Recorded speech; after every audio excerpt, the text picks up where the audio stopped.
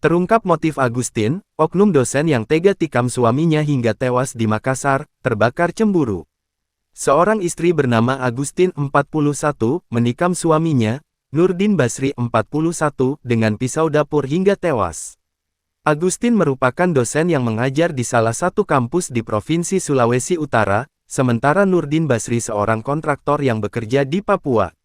Peristiwa penikaman terjadi di Komplek Perumahan Kelurahan Bitoa, Kecamatan Manggala, Kota Makassar, Rabu tanggal 30 Oktober tahun 2024 dini hari. Kapolsek Manggala, Kompol Samuel Tolongan menjelaskan pertengkaran atau adu mulut terjadi atas kecemburuan Agustin yang menduga suaminya punya selingkuhan.